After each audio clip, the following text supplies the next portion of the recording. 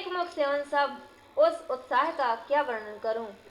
राजा जनक ने दान मान सम्मान विनय और उत्तम वाणी से सारी बारात का सम्मान किया।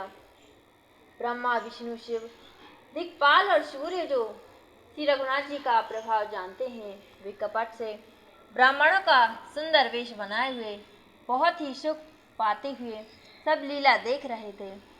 जनक जी ने उनको देवताओं के समान जानकर उनका पूजन और बिना पहचाने भी उन्हें सुंदर आसन दिए। कौन किसको जाने पहचाने, सबको अपनी ही सुध भूली हुई है। आनंद कंद दूल्हे को देखकर दोनों ओर आनंदमय स्थिति हो रही है।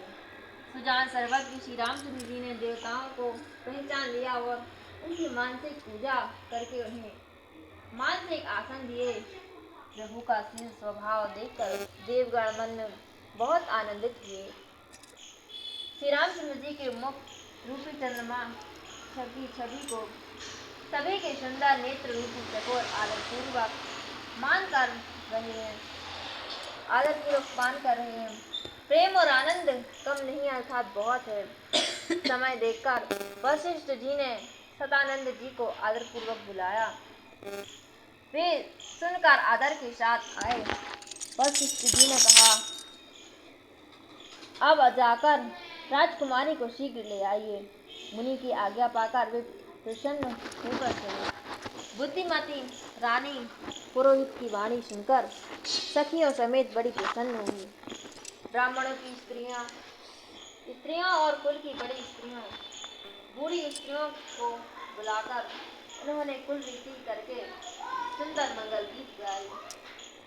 श्रेष्ठ देवांगनाएं सुंदर मनुष्य स्त्रियों के वेश में सभी स्वभाव से ही सुंदरी और श्याम हैं।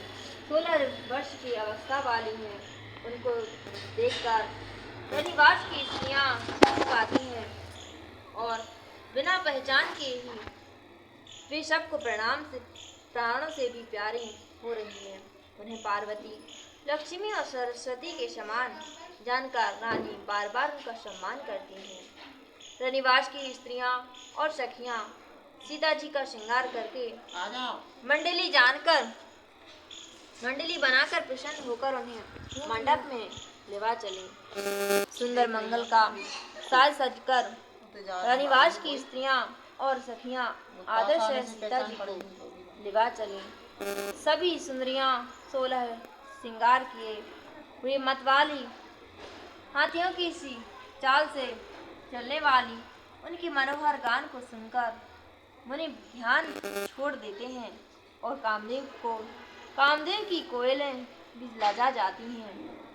पायजेब पैजनी और सुंदर कंकड़ ताल की गति पर बड़े सुंदर बन रहे हैं।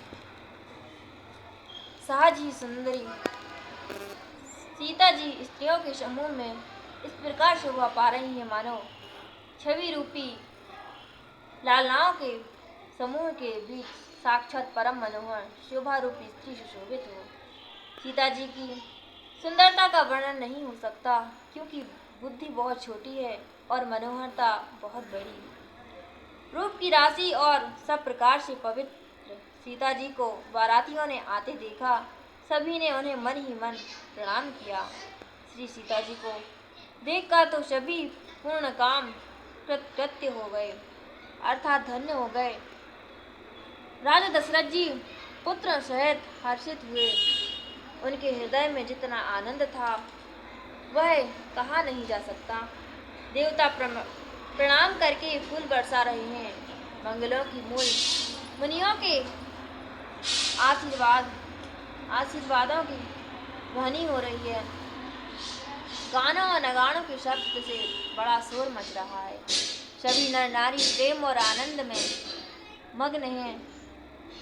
इस प्रकार सीता जी मंडप में आई। मुनिराज बहुत ही आनंदित होकर शांति पाठ पढ़ रहे हैं। उस अवसर की सब रीति व्यवहार और कुलाचार दोनों कुलगुरुओं ने किए।